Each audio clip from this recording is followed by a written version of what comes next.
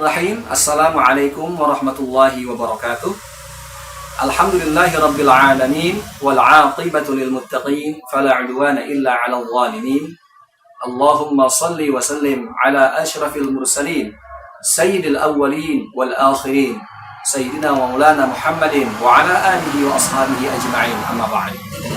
Segenap keluarga besar Darussalam yang dimuliakan Allah Subhanahu wa taala, alhamdulillah sampai dengan saat ini Allah senantiasa dan tidak hentinya memberikan kita nikmat yang sangat luar biasa banyak. Salawat dan salam senantiasa tercurah berlimpah pada Rasulullah SAW, pada keluarga dan para sahabatnya. Hadirin rahimakumullah, sebagaimana yang kita pahami bahwa puasa itu macam-macam bentuknya. Ada yang statusnya adalah puasa sunnah, ada juga puasa wajib, ya, dan juga ada puasa makruh dan juga puasa haram. Yang kita pahami bahwa puasa sunnah tentunya adalah puasa yang apabila dilakukan itu mendapatkan pahala, ya, apabila tidak dilakukan ya tidak mendapatkan konsekuensi dosa apapun. Ya, itu adalah puasa sunnah.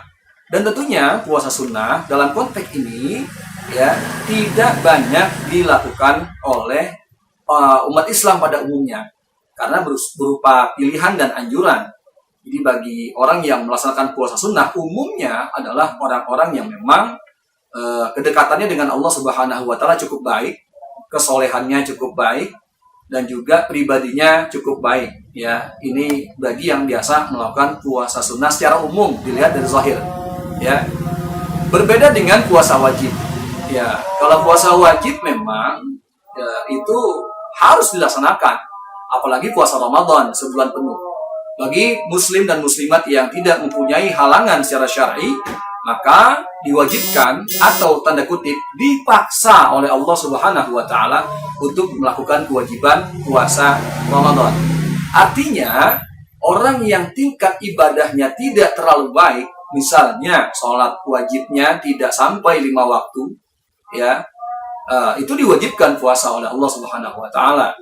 Ya, kemudian juga orang yang mungkin secara rohaninya tidak begitu baik, tetap diwajibkan puasa oleh Allah Subhanahu wa taala. Jadi seperti dipaksa, ya.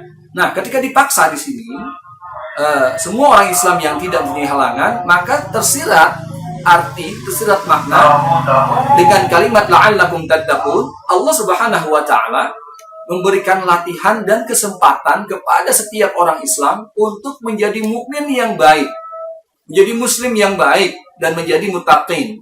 Ya, ini kesempatan yang Allah berikan secara serempak satu bulan penuh. Tapi sayangnya kesempatan yang sangat baik ini tidak dimanfaatkan oleh setiap orang Islam. Ya, tidak dimanfaatkan. Padahal kalau dimanfaatkan luar biasa. Ya, karena memang secara sadar atau tidak sadar, kalau kita teliti diksi di Al-Quran, terutama surah Al-Baqarah, ya ayyuhalladzina amanu kutiba alaikumusshiyam kama kutiba alal ladzina min qablikum la'allakum tattaqun. Pada ayat ini Allah Subhanahu wa taala menyebut puasa dengan shiyam. Padahal kita tahu dalam bahasa Arab bahwa puasa itu maknanya atau bahasa Arabnya tidak hanya shiyam, tapi juga ada satu lagi, yaitu dengan shaum. Apakah ada perbedaan antara shiyam dengan shaum? Sepintas kita akan lihat berapa kali Al-Quran menyebut kata shiyam. Kalau kita lihat di Al-Quran, ternyata ada 9 pengulangan kata asyam di dalam Al-Quran. Yang semuanya, kalau kita lihat secara makna dan diksi, itu adalah syam, puasa dalam konteks fikih. Artinya, seorang yang menahan dirinya dari segala sesuatu yang membatalkan puasa itu sendiri, dari mulai terbit fajar sampai terbenam matahari. Artinya, syam di sini adalah orang puasa tidak boleh makan, tidak boleh minum dengan sengaja, tidak boleh bersenggama, tidak boleh keluar sperma dengan sengaja, tidak boleh muntah dengan sengaja, dan lain sebagainya. Dalam konteks fikih ini tidak bicara masalah nilai, tidak bicara masalah yang lainnya, tidak bicara masalah value, tapi fikih adalah bicara proses, ya, bicara proses. Nah, ketika shaum ini kita lihat di Al-Quran, apakah ada kata shaum dalam Al-Quran? ternyata hanya ditemukan satu kata, satu kali pengulangan, yaitu pada surah Maryam ayat 26. Fakuli washrobi wa qarri aina fa imma tarayinna minal bashari ahadan faquli inni nadartu lirrahmani shawma falan ukallimal yawma insiya. Singkatnya ayat ini, ya, shaum di sini dikatakan oleh para ulama tafsir bahwa shaum di sini bukanlah shaum secara fikih, tapi hanya menahan bicara. Tidak bicara, puasa bicara. Karena Siti Maryam alaihissalam diperintahkan oleh Allah Subhanahu wa taala ketika bertemu dengan kaumnya menanyakan status bapak dari anak yang digendongnya ini, maka Siti Maryam diperintahkan untuk shaum, tidak puasa, tidak bicara. Puasa tidak bicara. Artinya memberikan isyarat agar bertanya kepada sang anak. Lalu kemudian bagaimana konteks hadis Rasulullah SAW? Rasulullah terkadang menyebut puasa itu dengan siyam dan juga dengan shaum. Kita akan teliti diksinya, ternyata hadis-hadis yang tekstualnya adalah siyam itu memang semakna dengan Al-Quran yang berarti siyam secara fikih. Contohnya misalnya, rubba sha'imin laisa lahu min siyamihi illa al-ju'. Dari riwayat Ibnu Majah, Rasulullah bersabda, banyak sekali orang yang siyam, tapi hanya mendapatkan rasa lapar saja. Ya, puasanya betul dia menahan lapar, tapi tidak bernilai. Ya, tapi tidak bernilai. Tapi ketika Rasulullah SAW menyebut puasa yang bervalue, yang mempunyai nilai, puasa yang betul-betul mendapat nilai pahala dari Allah Subhanahu Wa Taala, adalah hadis yang berbunyi dengan teks kullu amali bani adama lahu. Setiap amal bani Adam, anak Adam itu untuk dirinya, manfaat untuk dirinya, pahalanya untuk dirinya, sesuai dengan standarnya. Illa saum, kecuali saum, puasa. Fa innahu li, karena saum itu untuk saya, kata Allah Subhanahu wa taala. Kalau amal yang lainnya untuk hamba, tapi kalau untuk saum adalah untukku, kata Allah. Wa ana ajzi bih, dan saya sendiri, kata Allah Subhanahu wa taala dalam hadis qudsinya, yang akan membalas, yang akan memberikan reward, yang akan memberikan pahala, yang akan memberikan value kepada puasa kepada hambanya. Dan disinilah perbedaan antara diksi siyam dengan saum. Artinya kalau orang hanya sekedar melaksanakan siyam saja, misalnya dia siyam tapi main judi, ya tidak batal puasanya secara fikih, tapi non value, tidak punya nilai.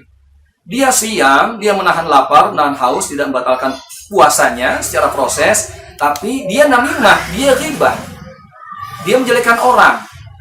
Ya, tentu dia hanya sebatas siyam saja, tidak punya value. Tapi kalau dia puasa dengan benar, kemudian menahan tubuhnya dari berkata yang tidak benar, dia menahan dirinya dari penyakit hati dan sebagainya, maka hal ini meningkat menjadi as-shaum. Dan hikmahnya adalah Allah Subhanahu wa taala Maha Rauf. Artinya Allah mengetahui hamba-hambanya tidak semuanya bisa menjalankan puasa dengan baik. Jadi kalimatnya adalah siyam. Andaikan kalimatnya adalah kutiba alaikumus shaum, maka ini tentu sangat berat. Artinya orang yang puasa kemudian dia berbohong, itu bisa qadha, itu bisa batal puasanya. Ya, kalau misalnya mungkin kalau bicara shaum, kutiba alaikumus shaum. Tapi di sini Allah Subhanahu wa taala memberikan siyam ini kesempatan untuk menjadi orang yang bertakwa dan menjadi kesolehan dan ketakwaan secara menyeluruh, ketakwaan dan pribadi soleh yang sosial, ketakwaan sosial, kesolehan sosial. Walau annahum amanu wattaqau lafatahna 'alaihim barakatin minas sama'i wal ardh. Andaikan penduduk suatu negeri kemudian dia bertakwa, beriman dan bertakwa, maka Allah bukakan pintu keberkahan dari langit maupun dari bumi.